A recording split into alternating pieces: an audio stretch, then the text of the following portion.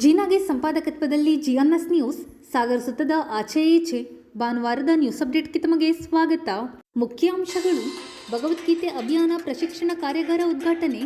ಶಿವಮೊಗ್ಗದಲ್ಲಿ ನವೆಂಬರ್ 30ರಂದು ನಡೆಯುವ ಸಾಮೂಹಿಕ ಭಗವದ್ಗೀತೆ ಪಠಣದಲ್ಲಿ ಪಾಲ್ಗೊಳ್ಳಲು ಅಶ್ವಿನಿ ಕುಮಾರ್ ಅಶೋಕ್ ಭಟ್ ಮನವಿ. ಭಾನುವಾರ ವಿಶ್ವವಿಖ್ಯಾತ ಜೋಗ ಜಲಪಾತ ನೋಡಲು ಪ್ರವಾಸಿಗರ ದಂಡು. ಮೂಲಭೂತ ಸೌಕರ್ಯಗಳಿಗೆ ಒತ್ತಾಯ. ಜನಸ್ನೇಹಿ ಪೊಲೀಸ್ ವ್ಯವಸ್ಥೆಗಾಗಿ ಮನ ಮನೆಗೆ ಪೊಲೀಸ್ ಕಾರ್ಯ ಕುರಿತು ಡಿವೈಎಸ್ಪಿ ಮಾಹಿತಿ. ಸಾಗರದಲ್ಲಿ ಇ-ಪೌತಿ ಖಾತಾ ಅಭಿಯಾನಕ್ಕೆ ಚಾಲನೆ. ದೈವಜ್ಞ ಯುವಕ ಸಂಘದಿಂದ ರಕ್ತದಾನ ಶಿಬಿರ. 152 ಯೂನಿಟ್ ರಕ್ತ ಸಂಗ್ರಹ. ಈಗ ಸುದ್ದಿಯ ವಿವರ. ಶಿವಮೊಗ್ಗದಲ್ಲಿ ನವೆಂಬರ್ 30ರಂದು ಭಗವದ್ಗೀತೆ ಕುರಿತು ಬೃಹತ್ ಅಭಿಯಾನ ನಡೆಯಲಿದೆ.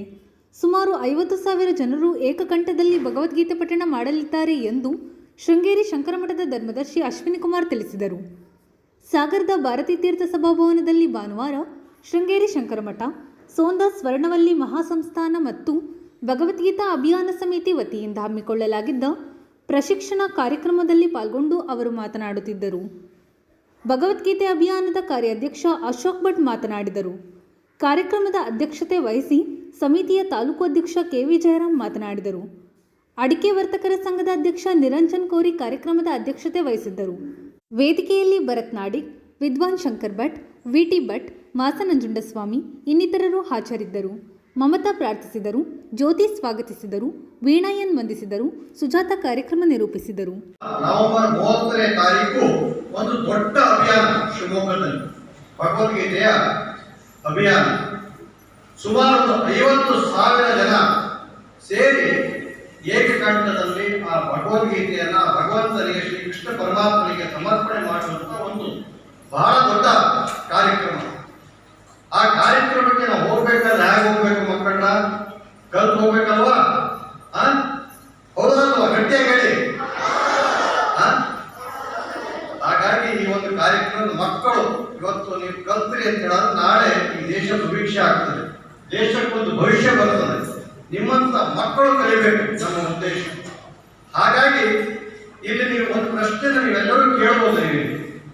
ಈಗ ಪ್ರಶಿಕ್ಷಣ ಅಂತ ಹೇಳಿದಾಗ ಟೀಚರ್ಸ್ಗಳು ಬಂದಿದ್ದಾರೆ, ಅವರು ಕಲಿತು ನಮಗೆ ಹೇಳ್ಕೊಡ್ತಾರೆ ಅಂತ ಭಾವನೆ ನಿಮ್ಗೆ ಇರ್ಬೋದು ಅಲ್ವಾ?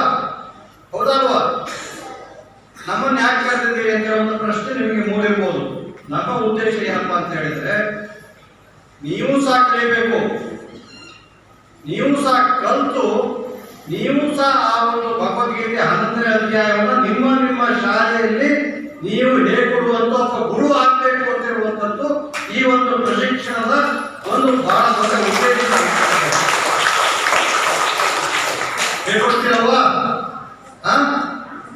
ಯಾಕೋ ಸ್ವರ ಜೋರ ನೀವು ಹೇಳ್ಕೊಡ್ತೀರಿ, ಆಗ್ಬೋದಲ್ವಾ? ಎಷ್ಟು ಜನ ಹೇಳ್ಕೊಡ್ತೀರಿ ಇಲ್ಲಿ? ಇದು ದೊಡ್ಡ ಸಾಧನೆ ಆಗ್ತದೆ. ನಾನು ಈ ಕೂತ್ಕೊಂಡು ಮಾತಾಡ್ತಾ ನಮ್ಮ ಈ ಒಂದು ಸಮಾರಂಭದ ಒಂದು ಇದರಲ್ಲಿ ಕಾರ್ಯಕ್ರಮದಲ್ಲಿ ಒಂದು ಅಧ್ಯಕ್ಷತೆಯನ್ನು ವಹಿಸಿರುವಂತ ನಮ್ಮ ಅಶೋಕ್ ಭಟ್ ಅಂತ ಮಾತಾಡ್ತಾ ಇದ್ದೆ.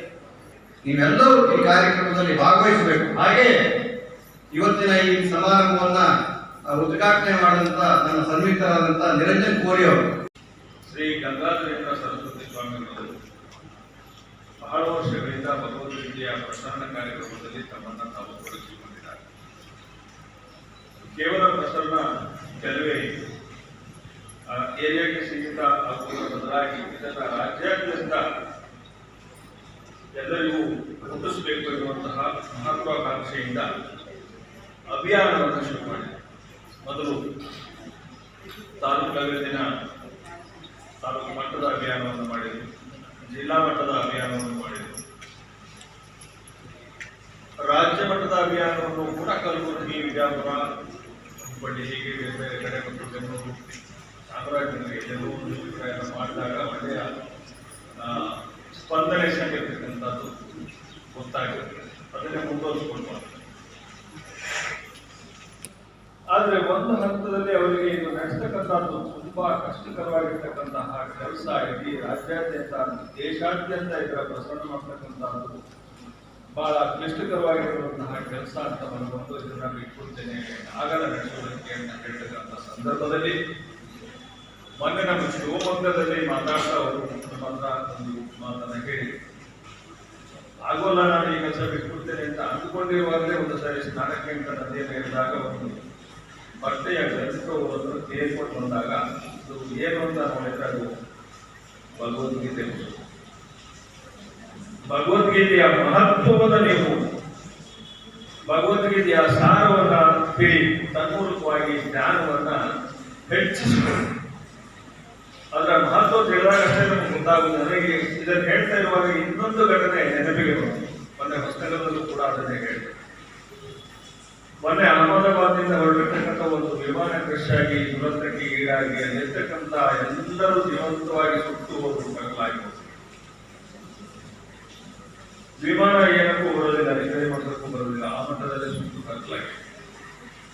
ಮಕ್ಕಳೇ, ಅಲ್ಲಿ ಕರೆತರಾದರೂ ಕೂಡ ಅಲ್ಲಿ ಇರ್ತಕ್ಕಂತಹ ಅಥವಾ ಒಂದೇ ಒಂದು ವಸ್ತು ಜೀವಂತವಾಗಿ ಒಂದು ಅಕ್ಷರವೂ ಸುಡದೆ, ಒಂದು ಪುಟವೂ ಸುಡದೆ ಇರ್ತಕ್ಕಂತಹ ಆ ಪುಸ್ತಕ ಯಾವುದು ಅಂದ್ರೆ ಅದು ಭಗವದ್ಗೀತೆ.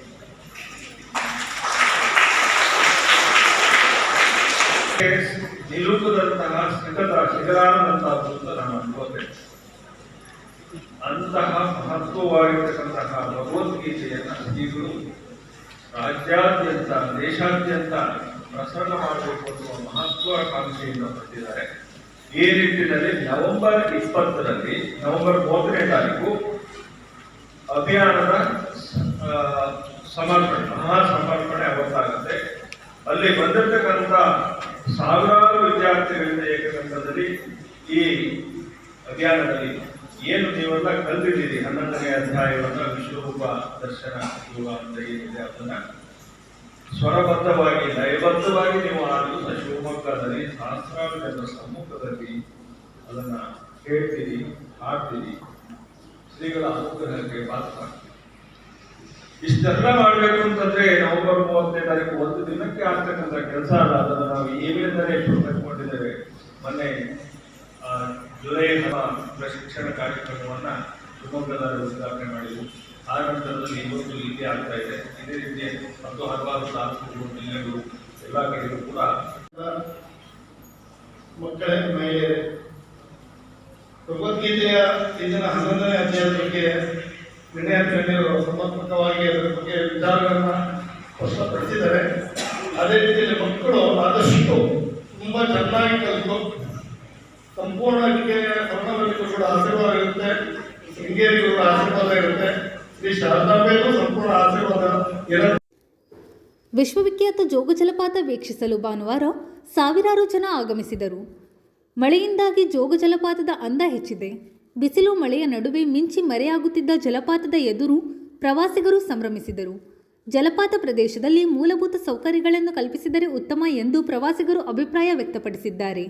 ಸಮುದಾಯ ಪೊಲೀಸ್ ವ್ಯವಸ್ಥೆಯನ್ನು ಬಲಪಡಿಸುವ ಉದ್ದೇಶದಿಂದ ಮನೆ ಮನೆಗೆ ಪೊಲೀಸ್ ಸೇವೆ ಜಾರಿಗೆ ತರಲಾಗಿದೆ ಎಂದು ಡಿವೈಎಸ್ಪಿ ಗೋಪಾಲಕೃಷ್ಣ ಟಿ ನಾಯ್ಕ್ ತಿಳಿಸಿದರು.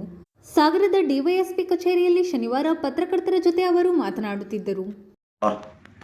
ಈಗ ನಮ್ಮ ಕರ್ನಾಟಕ ರಾಜ್ಯ ಪೊಲೀಸ್ನಿಂದ ಸಾರ್ವಜನಿಕರಿಗೆ ಇನ್ನೂ ಹೆಚ್ಚು ಸಹಾಯ ಆಗಬೇಕನ್ನುವ ಕಾರಣದಿಂದ ಮನೆ ಮನೆಗೆ ಪೊಲೀಸ್ ಅನ್ನುವಂಥ ಒಂದು ವ್ಯವಸ್ಥೆಯನ್ನು ಈಗ ಹೊಸದಾಗಿ ನಾವು ಮಾಡಿದ್ದಾರೆ. ಮಾನ್ಯ DG and IG ಸರ್ ಮತ್ತು ನಮ್ಮ ಎಲ್ಲ ಮೇಲಾಧಿಕಾರಿಗಳ ಮಾರ್ಗದರ್ಶನದಲ್ಲಿ ಇದು ನಡೀತಾ ಇದೆ. ಇದ್ರ ಉದ್ದೇಶ ಇಷ್ಟೇ. ಈ ಮೊದಲು ನಮ್ಮಲ್ಲಿ ಬೀಟ್ ಸಿಸ್ಟಮ್ ಅಂತ ಇತ್ತು. ಬೀಟ್ ಸಿಬ್ಬಂದಿಗಳು ಕೆಲವು ಪ್ರದೇಶಗಳಿಗೆ ಹೋಗಿ ಅಲ್ಲಿರುವಂಥ ಸಾರ್ವಜನಿಕರಿಗೆ ಸಂಪರ್ಕ ಹೊಂದಿದ್ರು, ಇಲ್ಲ ಅಂತಲ್ಲ. ಬಟ್ ಅದು ಅಷ್ಟೊಂದು ಪ್ರೋಆಕ್ಟಿವ್ ಆಗಿ ಅಥವಾ ಸಾರ್ವಜನಿಕರನ್ನು ಸಂಪೂರ್ಣವಾಗಿ ತಡೀತಿದ್ದಿಲ್ಲ. ಎಲ್ಲಕ್ಕಿಂತ ಹೆಚ್ಚಾಗಿ ಕೇವಲ ನಾವು ಕಂಪ್ಲೇಂಟ್ ಕೊಟ್ಟದ್ದಕ್ಕೆ ಪ್ರತಿಸ್ಪಂದಿಸುವಂಥ ಒಂದು ಕಾರ್ಯ ಮಾತ್ರ ನಡೀತಾ ಇತ್ತು. ಯಾರಾದರೂ ಕಂಪ್ಲೇಂಟ್ ಕೊಟ್ಟರೆ ಅದಕ್ಕೆ ಮಾತ್ರ ನಾವು ರಿಯಾಕ್ಟ್ ಮಾಡ್ತಾ ಇದ್ವಿ. ಇದನ್ನು ಮನಗಂಡತ ನಮ್ಮ ಮೇಲಾಧಿಕಾರಿಗಳು ಪಬ್ಲಿಕ್ ಇನ್ನೂ ಹೆಚ್ಚಿನ ಸೇವೆ ಕೊಡಬೇಕು ಅಂತ ಹೇಳಿ ಮನೆ ಮನೆಗೆ ಪೊಲೀಸ್ ಅನ್ನುವಂಥ ಒಂದು ವ್ಯವಸ್ಥೆಯನ್ನು ಮಾಡಿದ್ದಾರೆ. ಅದರಲ್ಲಿ ಏನಂತ ಹೇಳಿದ್ರೆ, ಆ ಬೀಟ್ ವ್ಯಾಪ್ತಿಯಲ್ಲಿ ಸುಮಾರು 40ರಿಂದ 50 ಮನೆಗಳಿಗೆ ಇವರು ಕಾಂಟ್ಯಾಕ್ಟ್ ಮಾಡಬೇಕು. ಆಮೇಲೆ ಅದರಲ್ಲಿರುವಂಥ ಮನೆಯ ಪ್ರಮುಖರು ಅಂದರೆ ಅವರು ಎಲ್ಡರ್ ಇರಬೇಕು, ಸಾಕಷ್ಟು ತಿಳುವಳಿಕೆ ಇರಬೇಕು. ಅವ್ರ ಜೊತೆ ಸತತವಾದ ಸಂಪರ್ಕದಲ್ಲಿದ್ದು ಅಲ್ಲಿ ಯಾರಿಗಾರು ಸಮಸ್ಯೆ ಇದೆಯಾ, ಪ್ರಾಬ್ಲಮ್ಗಳು ನಡೀತಾ ಇದೆಯಾ, ಇಲ್ಲಿಗಲ್ ಆ್ಯಕ್ಟಿವಿಟೀಸ್ ನಡೀತಾ ಇದೆ, ಅಥವಾ ಸೆಕ್ಯೂರಿಟಿ ಪ್ರಾಬ್ಲಮ್ ಆಗಿದೆಯಾ, ಅಥವಾ ಕಳ್ಳಕಾಕರು ಬರ್ತಾ ಇದ್ದಾರಾ, ಡ್ರಗ್ಸ್ ಏನಾದರೂ ಟ್ರಾಫಿಕ್ಕಿಂಗ್ ಇದೆಯಾ, ಈ ಕುರಿತಾಗಿ ಅಲ್ಲಿಯೇ ಹೋಗಿ ಮಾಹಿತಿಯನ್ನು ತರಬೇಕು. ಸಾರ್ವಜನಿಕರಲ್ಲಿ ಏನು ಭಯ ಇದೆ ಅಂತಂದರೆ, ಒಂದು ಕಂಪ್ಲೇಂಟ್ ಕೊಟ್ಟರೆ ಪೊಲೀಸರು ರಿಯಾಕ್ಟ್ ಮಾಡ್ತಾರೆ.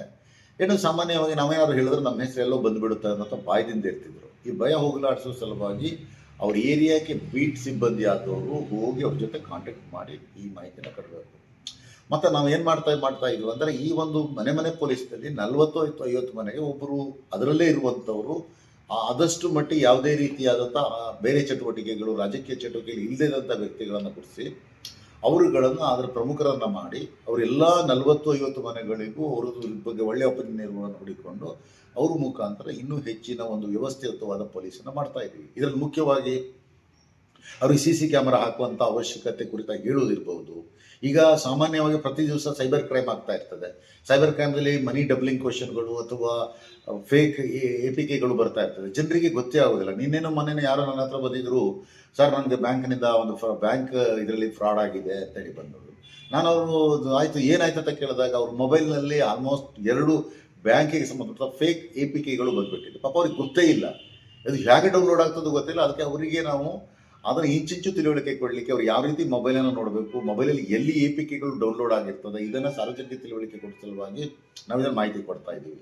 ಮತ್ತು ಇನ್ನೊಂದು ಮುಖ್ಯವಾಗಿ ಪೋಕ್ಸೋ ಅಥವಾ ಏನು ಹೆಣ್ಣು ಮಕ್ಕಳ ಮೇಲೆ ಅಥವಾ ಚಿಕ್ಕ ಮಕ್ಕಳ ಮೇಲೆ ಆಗುವಂಥ ಲೈಂಗಿಕ ಅತ್ಯಾಚಾರಗಳನ್ನು ತಡೆಯುವ ನಿಟ್ಟಿನಲ್ಲಿಯೂ ಸಹ ಇದು ಕೆಲಸ ಮಾಡಬೇಕಾಗಿದೆ. ಎಷ್ಟೋ ಮಂದಿಗೆ ಭಯ ಇದೆ, ನಾವು ಕಂಪ್ಲೇಂಟ್ ಕೊಟ್ಟರೆ ಏನಾಗ್ತದೆ, ಅವರು ಪೊಲೀಸರು ಸ್ಟೇಷನ್. ಕೃಷಿ ಜಮೀನು ಮಾಲೀಕರು ಮರಣ ಹೊಂದಿದ ನಂತರ ವಾರಸುದಾರರ ಖಾತೆ ಬದಲಾವಣೆ ಮಾಡಲು ಪೌತಿ ವಾರಸ ಖಾತೆ ಆಂದೋಲನವನ್ನು ಜಿಲ್ಲೆಯಲ್ಲಿ ಹಮ್ಮಿಕೊಳ್ಳಲಾಗಿದೆ.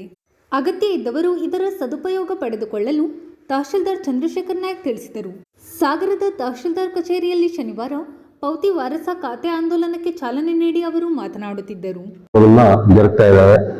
ಮಾನ್ಯ ಕೇಂದ್ರ ಸರ್ಕಾರದ ನಿರ್ದೇಶನದಂತೆ ಮತ್ತು ಆದೇಶದಂತೆ ತಂತ್ರಾಂಶದ ಮೂಲಕ ಕೆಲವೊಂದು ಅಭಿವೃದ್ಧಿಯನ್ನು ಮಾಡಿದ್ದು, ಅದರಲ್ಲೇ ಕೂಡ ನಾವು ಈಗ ತಂತ್ರಾಂಶದ ಮೂಲಕನೇ ಕೆಲವೊಂದು ಬದಲಾವಣೆಗಳಾಗಿರ್ತವೆ. ಅದರಲ್ಲಿ ಮೊಟ್ಟ ಮೊದಲಾಗಿ ಪೌತಿ ಆಂದೋಲನ ಅಂತ ಹೇಳಿ ಕರ್ನಾಟಕ ಸರ್ಕಾರ, ರಾಜ್ಯ ಸರ್ಕಾರ ಅದನ್ನ ಜಾರಿಗೆ ತಂದಿದೆ.